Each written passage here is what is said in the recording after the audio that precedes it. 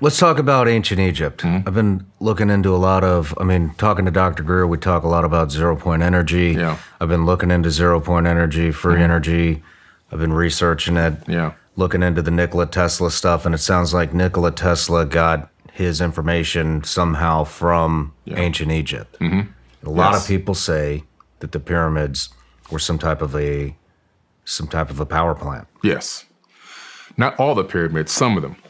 So some pyramids have different functions, right? So the Great Pyramid at Giza, for sure, a wireless power plant, amongst other things. It was a multifunctional stone computer and a wireless power plant. It was also a communications device. So if you look at old images or old pictures of the Great Pyramid area at Giza, you'll see that the Nile used to run right up alongside of those pyramids. Now it's meandered miles and miles away. One of the main reasons why they don't want you to know is there was an ancient war that happened. That war, that second war I told you about, that's why there's glass in the sands at the Giza Plateau. When you dig your hand in the sand, you'll pull up balls of glass. That's 3,000 degrees to create glass out of sand. That's weapons fire. And there's still evidence of weapons fire on the Bent Pyramid right out there at Giza as well, which I've documented many times. It's coming out in my new TV show. But nonetheless, the water would run underneath in these gigantic aquifers. The tubes for those aquifers are still there. You know, sometimes I've gone down in them. Even kids play around in them and everything. But when you have running water underneath magnetized crystal granite, which is what the base is made out of, you create something called physiostatic electricity. Then those ions rush up into the Grand Gallery area, and there were these resonating rods going up the Grand Gallery to the King's Chamber. Now the rods are gone, but the slots where the rods sat are still there. They can't take out the slots. The slots are embedded in the stone. Then also, when it got into the King's Chamber, he's surrounded by thousands of tons of magnetized crystal granite in this specialized box with a 2-to-1 ratio. Now, at some point, something happened where they had to install this extra box. It's a granite box that's inside the King's Chamber. People were saying, oh, this is a sarcophagus. I can't even lay in that thing. My knees have to be bent. It's not a sarcophagus. What it is, it's the same exact dimensions as the Ark of the Covenant. The Ark of the Covenant was a power plant device. We know this based on the descriptions in the Bible. And it's been replicated at 2 different universities by 2 different groups of people, and it generated so much power they had to shut it down, just based on the biblical information and instructions. When you take those measurements, it fits directly inside that box. And why did it fit in the box? Because the pyramid at some point had lost its ability to generate the maximum amount of power.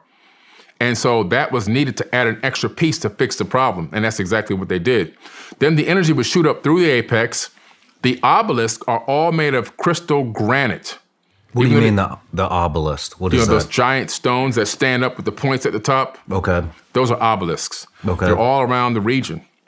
We have one at the White House, right? You know, we have one in Rome in the center courtyard there. They took them and put them all around. The one in Washington is obviously, it's man-made, but the other ones around the world are all come out of Egypt. But what's interesting is those obelisks, they capture the ambient electricity from the atmosphere.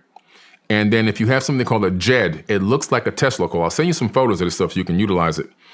It looks like a Tesla coil, and it's all over Egypt. Everywhere you look in hieroglyphs, it's everywhere. And they have cables coming out of them, electric cables. They were connected to their electroplating devices, and anything else they needed, light bulbs, anything that needed electricity was connected to the JED. The JED would capture the ambient electricity from the obelisk.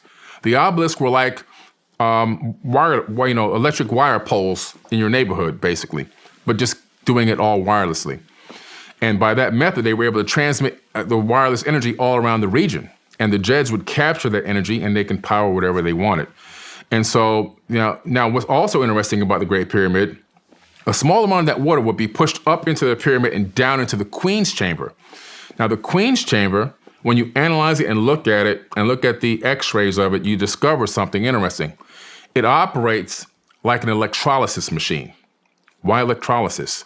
If you use electrolysis with running water, you can extract the hydrogen atoms out of the water, which is what we do in different types of engines that we have right now. The Navy has a ship that never has to come back for gas because it just takes the water from the ocean, extracts the hydrogen atoms, and pushes it into a chamber for engine combustion, and they run on hydrogen. They don't run on gas anymore. Matter of fact, that's the wave of the new future. We have Rolls-Royce developed an airplane engine that runs on hydrogen, and all the cars, including all the EVs, are going to go in the garbage can. All cars are going to be hydrogen-based in the next 10 years. Mark my word. Remember today. So what they were doing, though, they were utilizing for what astrophysicists use it for, communication. Astrophysicists communicate and send information out into space to connect with ET or talk to ET on the hydrogen frequency, the most abundant frequency in the universe. Now, when you look at the Great Pyramid, it's got these giant shafts on the sides that align with Orion, Aldebaran, Arcturus, and all these other star systems on specific time frames, Sirius. And so what's happening is on specific alignments, they were transmitting on the hydrogen frequency updates, in my opinion, this is now my own hypothesis, updates to those star systems. Because why have those shafts pointed at star systems, and why have them have the capability of shooting hydrogen through those shafts? To me, it's a communications device, the same way we're using right now today in modern astrophysics. What are we using in modern astrophysics? We take the hydrogen frequency and we piggyback our data, zeros and ones, on it, and we send it out into space. Looking and hoping that another race of beings, I think that they already know who they're sending it to. They're just saying, we're hoping. I think they're communicating, but that's a whole nother podcast. But sending it out into space, that another race of people can pick it up and then decode the zeros and ones and decode the message, basically, and then transmit the information back on the same frequency. What makes you think that they've already made communications? Well, to me, just based on the advancement in sciences and what looks and appears to be of NASA as a front, the fake space agency, in other words, doing all the things that are already done in the 1950s, 60s, and 70s, and still utilizing those same techniques today, knowing that we know that they're 300 years ahead of us technologically. They meaning the private corporations. Well, why aren't we seeing any of that tech being used? So I just believe that, and I know this 300 years ahead from my private meetings. So I have a tech company called First Class Space Agency. And I was privy to a TS clearance for private space meetings at the Space Symposium in Colorado a few years ago.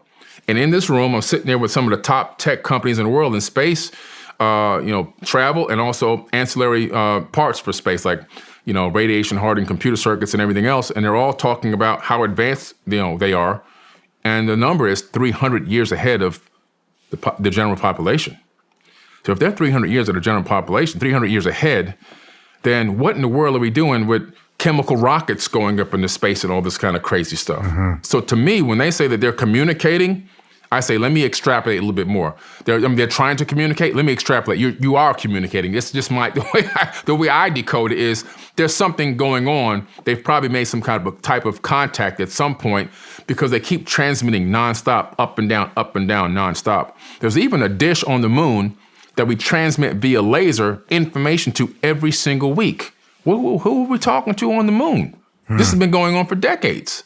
Why are we doing this? So you got to pay those people to do that, so it's costing money. So there's a reason for this. So my hypothesis is that they may be communicating with somebody already.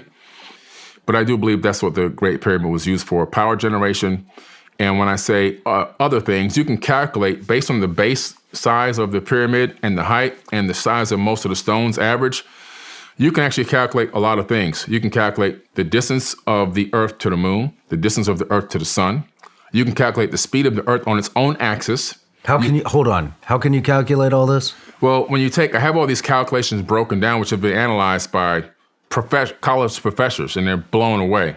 I'll send you a sheet you can show on the screen for this, the breakdown of the mathematics, how to times and square all these numbers to come up with these calculations. You can calculate the tropical year, the sidereal year. You can calculate the speed of the Earth around the sun, the speed of the sun around the Milky Way. You can even calculate the speed of the Milky Way around the local cluster of galaxies that are out there.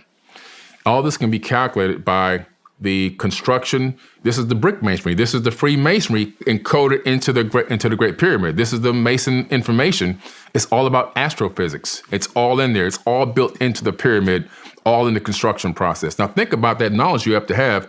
You have to say, I want to have this, and this, and this, and I want to have it all built into the construction. Let me input this into my whatever kind of computer program they utilize to do this, and then it spits out this blueprint, and they build it according to that blueprint so that all this information is encoded in it at the same time it's being built. Hey everyone, this is Billy Carson, aka Forbidden Knowledge.